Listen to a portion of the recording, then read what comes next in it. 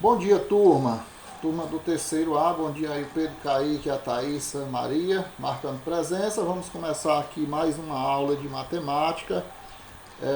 No aguardo aí pelos demais, né? Quando forem entrando, quando forem chegando, a gente vai habilitando, mas não podemos ficar esperando mais. Vamos começar, né?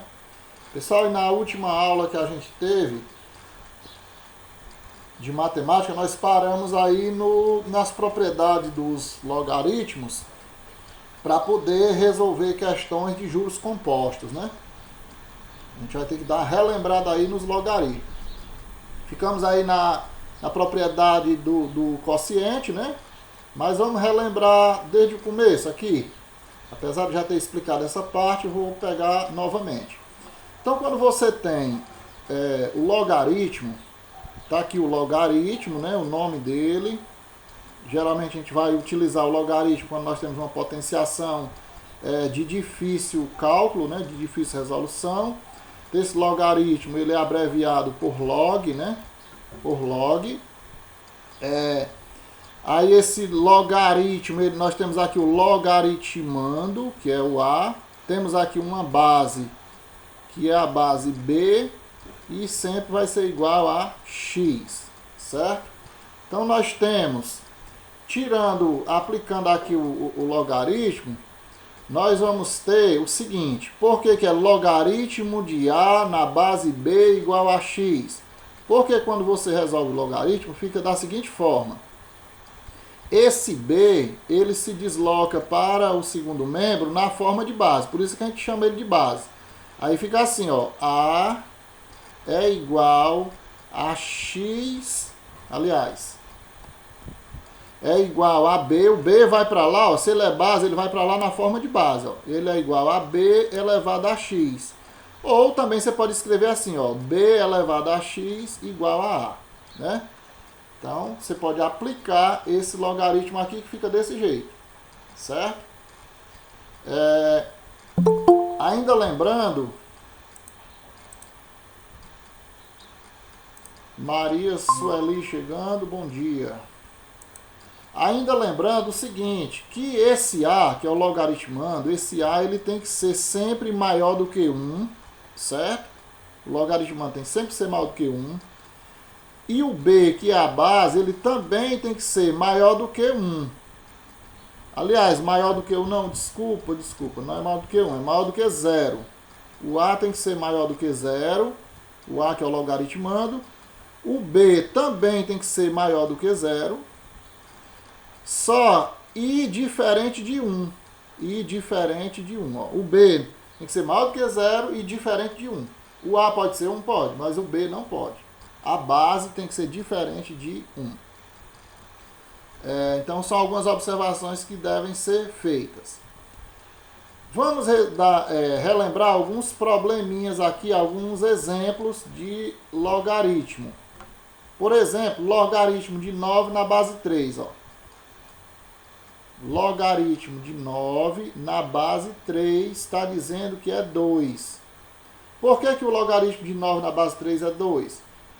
Porque quando eu trago esse 3 para o segundo membro na forma de base, acontece isso. Ó. 9 é igual a 3 elevado a 2. Ó. O 3 ele vai em forma de base. Logaritmo de 9 na base 3 é igual a 2. Então, quando você aplica o logaritmo aqui em 9, na base 3, você vai obter isso aqui, ó. Por que cadê aqui? Logaritmo de 9 na base 3 igual a 2. Aí quando você faz assim, ó, 3 ao quadrado não é 9? Então pronto. 3 ao quadrado é 9. Então a igualdade está correta. Agora vamos ver log de 1/4 na base 2. Log de 1/4 na base 2, ó. Na base 2. Vai ser quem? Vai ser menos 2. Por que log de 1/4 na base 2 é igual a menos 2? Vamos fazer o detalhamento aqui. Então, 1/4 ele vai ser igual. Leva esse 2 aqui como base, ó. Né? Leva esse 2 aqui como base. Vai ser base do menos 2. Vai ser 2 elevado a menos 2. Ó como o 2 veio para cá como base. E quanto é 2 elevado a menos 2? Vocês já aprenderam em séries anteriores, principalmente no 8º ano, 9º, que quando o expoente é negativo, você inverte a base. Você inverte a base. Então, se eu tenho um 1 debaixo do 2 aqui, passa a ser 1 sobre 2 e o meu expoente muda de sinal. Se ele está negativo, agora ele fica positivo. Então, quanto é 1 ao quadrado? 1. Quanto é 2 ao quadrado? 4. Por isso, é que 2 elevado a menos 2 é igual a 1/4. Então, fica compreendido aí, ó, que logaritmo de 1/4 na base 2 é igual a menos 2. Ok? E aí temos outro. Mais um exemplo aqui, ó. Mais um exemplo. Logaritmo de... Tá aqui mais um exemplo, ó.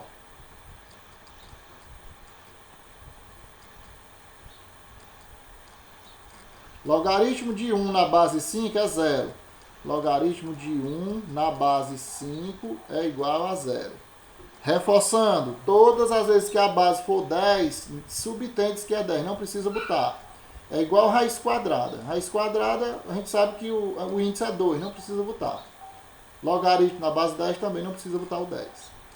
Então, por que que logaritmo de 1 na base 5 é 0? Porque se eu trouxer esse 5 para cá como base, eu vou ter assim, ó. 1 é igual a 5 elevado a 0. E nós já aprendemos em outras séries que todo número elevado a 0 vale 1. Aplicado o logaritmo aí. Mais um exemplo. Logaritmo de 1000. Logaritmo de 1000 na base 10, que eu não vou botar aqui porque não precisa. Ó. Não precisa. É igual a 3. Por que que é 3?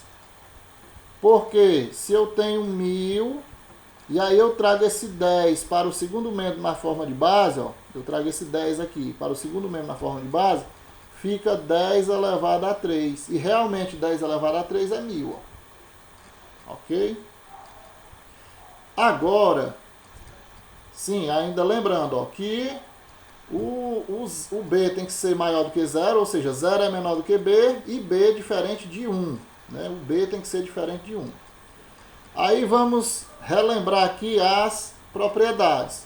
Propriedade do produto, propriedade do quociente, propriedade da potência. Né? Conhecida assim pelos concurseiros como do peteleco, né? Que a gente dá um petelecozinho aqui nesse expoente, ele vai para a esquerda em forma de fator. Vamos ver como é que funciona isso.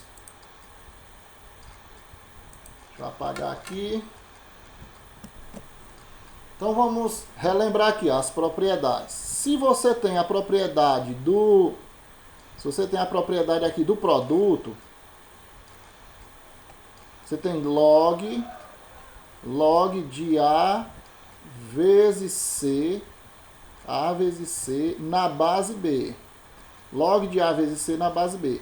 Você pode quebrar em dois logaritmos, uma soma de dois logaritmos na mesma base. Então fica assim, ó, fica log de A na base B, mais, ó, você quebra numa soma, log de C na base B também, ó. A base é a mesma, certo? Log de A na base B mais log de C na base B. Isso é a propriedade do produto. Vamos ver a propriedade do quociente. Log de A sobre C, ó. A sobre C. Na base B, você quebra também em dois logaritmos, só que agora subtraindo. Então fica log de A na base B menos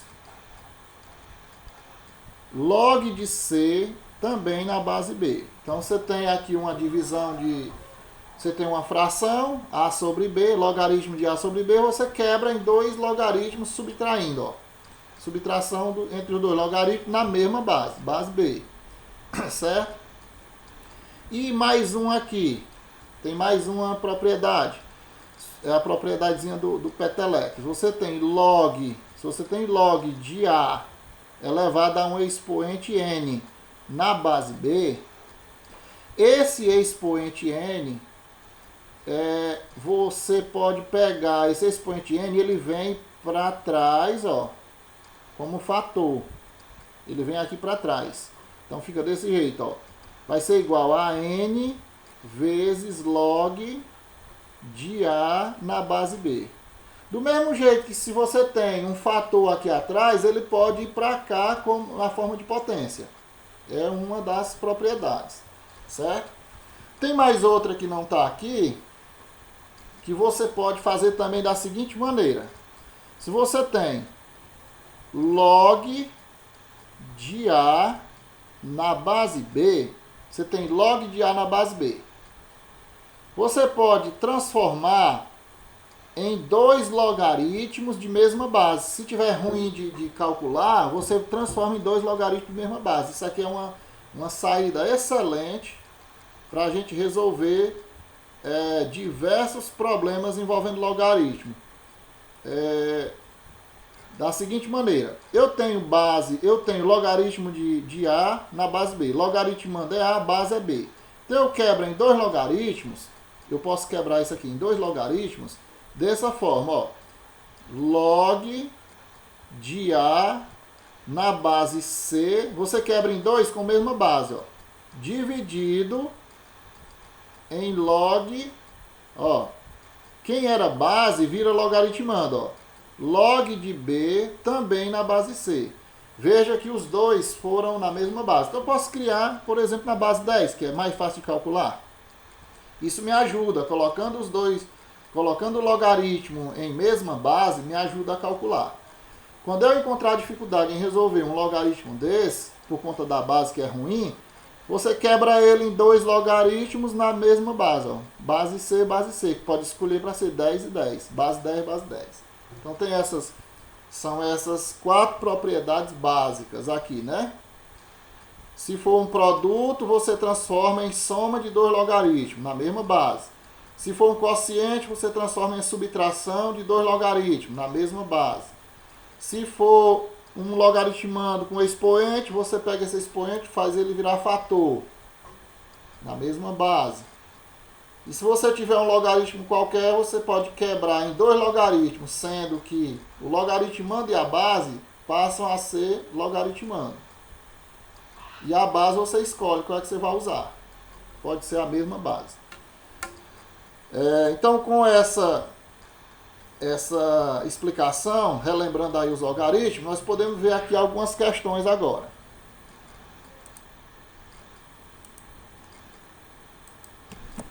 Pronto, então, assim, por exemplo, podemos expressar, daquele jeito que a gente viu, podemos expressar o valor de log de 48 em função de log de 2 e log de 3, por exemplo. Como funciona isso? Desse jeito aqui, ó. Vamos fatorar o 48, por exemplo. 48, fatorando ele. Por 2, 24. Por 2, 12. Por 2, 6. Por 2, 3. 3 só dá por 3. 3 por 3, 1. Alguém pedindo para entrar. Ezequias. Bom dia, Ezequias. Bom dia. Então, nós temos aí o 2 se repetiu quantas vezes? 4 vezes, ó. 2 elevado a 4. Nós vamos ter 2 elevado a 4 vezes 3. Então, posso substituir. Olha só. Logaritmo. Olha aí uma aplicação da fórmula. Uma aplicação da propriedade, quer dizer. Logaritmo de 48 na base 10. Eu não vou nem botar aqui porque é 10. Eu posso escrever da seguinte maneira. Logaritmo de, fatorando 48, fica 2 vezes 4, 2 elevado a quarta, vezes 3. Tudo na base 10. Que foi que a gente aprendeu? Que se for fator, nós podemos quebrar em soma de dois logaritmos na mesma base. Certo? A gente aprendeu isso. E mais, então vamos lá. Pode ser assim. Pode ser log de 2 elevado a 4. Aqui é a aplicação de duas propriedades. Na base 10, mais log de 3 também na base 10. Como aqui eu ainda tenho um expoente no logaritmando, também posso escrever dessa forma. Ó. 4 vezes log de 2 na base 10, mais log de 3 na base 10. Então, o logaritmo que era de 48 foi quebrado nesses dois logaritmos, usando aqui duas propriedades. Ó. Certo? Então, se B é um número real positivo, no caso, 0 é menor que A e A diferente de 1. Né? A diferente de 1. A base aqui A diferente de 1.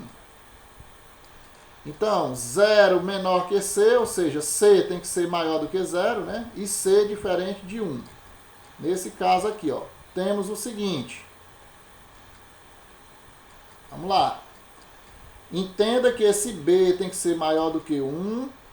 Não, desculpa. Esse B tem que ser maior do que 0, que é o logaritmando. E a base tem que ser maior do que 0 também e diferente de 1. Aqui, nesse caso, o B tem que ser maior do que 0. O C tem que ser maior do que 0, diferente de 1. Nesse caso, o A tem que ser maior do que 0. E o C também maior do que 0 e diferente de 1. Certo?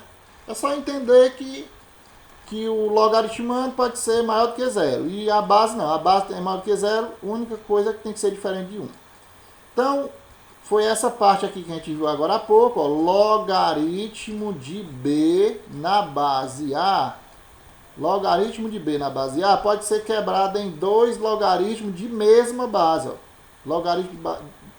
Logaritmo na mesma base. Então, eu faço logaritmo de B na base 10 dividido por logaritmo de A na base 10. Ó. Veja que ficou base 10 e base 10. Eu posso quebrar esse logaritmo em dois de mesma base. Que aqui está chamando de C, né? Eu estou usando aqui base 10. Então, vimos aí os exemplos, né? Com as propriedades do logaritmo. Agora já vai ficar mais fácil da gente resolver questões de juros compostos envolvendo os logaritmos, que a gente fez a revisão das propriedades, né? Já vamos saber qual é a melhor propriedade usar na hora de resolver o problema. Agora nós vamos ver, antes dos exercícios, juros compostos com taxa de juro variável. Se for tempo curto, é fácil de resolver. Agora, quando é um tempo mais longo, é mais demorado, trabalha mais para poder resolver.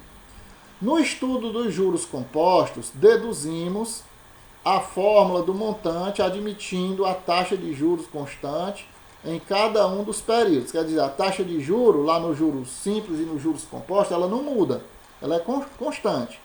No entanto, muitas vezes, as taxas de rentabilidade de um fundo de investimento, por exemplo, variam, elas podem ter uma oscilação, para mais ou para menos, né?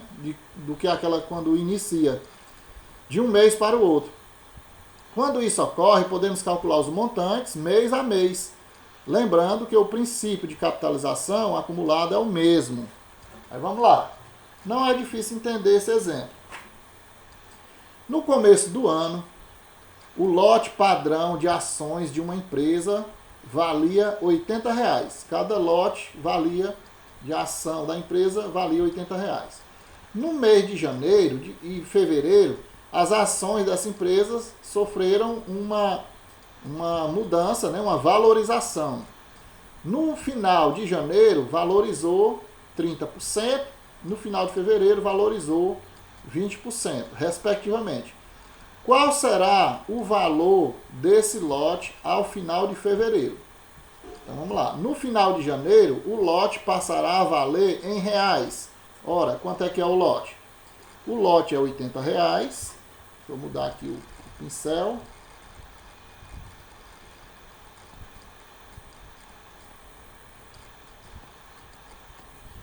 Então, o lote que é R$80, 80 Aí ele ganha um aumento de 30% no final de janeiro. Então vai ser R$80 mais 30% é 0,3. 30% de quanto? De 80. Ó, 80 é o valor do lote, mais 30% de 80. Vai passar a ser quanto? Vai passar a ser 3 vezes 8, 24. Então vai ter um aumento aí de 24 reais, né? Então 80 mais 24 reais vai dar igual a 104 reais. Pronto. No final de janeiro, o lote já vai estar a 104 reais. Certo? Vai estar tendo essa variação aí, 104 reais. Só que ele sofre um outro ajuste de 20% em fevereiro. Então vai ser o quê? Vai ser R$104, que é o montante, né? Ele vai começar o fevereiro com 104. Foi o que rendeu em janeiro. Ele vai começar o fevereiro com 104 e vai render 20% de 104. Mais 20%. Vou até botar logo 20% desse jeito, ó, 0,2. 20% de 104. Certo? E a gente sabe que 2 vezes 104 dá 208, né? Então vai ser 104 mais, deixa eu ver aqui, 208, uma casa depois da vírgula, pronto. Rendeu R$20,80, então mais R$20,80. No final de fevereiro vai estar dando R$124,80. R$124,80. Então perceba que no caso aqui a taxa de juros ela não foi constante, ela oscilou. Ela foi uma em janeiro e foi outra em fevereiro. Nesse caso nós temos que fazer as contas separadamente, tá certo? Não dá para fazer usando a fórmula porque as taxas mudam. Então, se a taxa for de 20% durante 3 meses, aí você faz, usando a fórmula durante 3 meses. Mas se a cada mês é uma taxa diferente, você vai ter que fazer cada cálculo separadamente para cada mês. Veja que nós fizemos aqui, sofreu um aumento de 30% em janeiro, passou a ser 104. R$80 passou a ser 104. E aí para fevereiro já pega um montante, 104. E aplica um aumento de 20%. Passa a ser 124,80. Deu para entender essa parte aí, pessoal?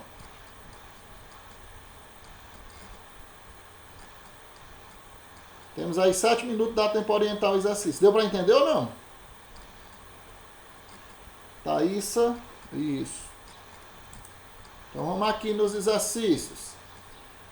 São vários exercícios, mas eu vou passar aqui só as primeiras. Passar logo essas duas aqui.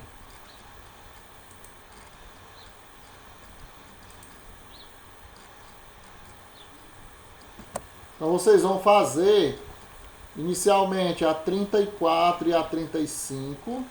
Então pode pegar o livro de vocês aí, nós já estamos chegando aqui ao final da aula, mas vocês vão pegar o livro de vocês no celular depois, mais tarde ou amanhã, no outro horário aí, né? Para fazer essa atividade. Vocês vão copiar as questões 34, 35, 36, 37 e 38, certo? 5 questões. A página deixa eu ver aqui. Página 167. Página 167.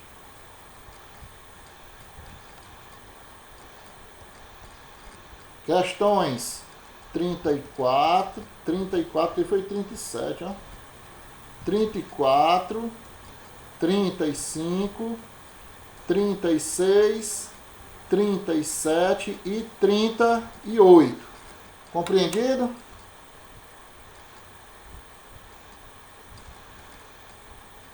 Vou tentar mandar o livro também nos grupos que eu formei. Para quem não tiver, pode dispor.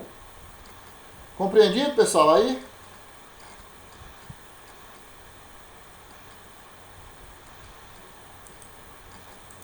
Entenderam aí? Sim? Ah, porque tá escrevendo aqui e eu não estava acompanhando. Pois beleza, minha gente. Por hoje é só. Sexta-feira tem mais, né? Eu acredito que sim, sexta-feira. Quinta não, pra mim, tem pros outros, né? Matemática amanhã é meu planejamento. Então um abraço, fique com Deus e até a próxima. Não deixe de fazer as atividades. Mais tarde eu disponibilizo aqui o vídeo da aula gravada. Tchau!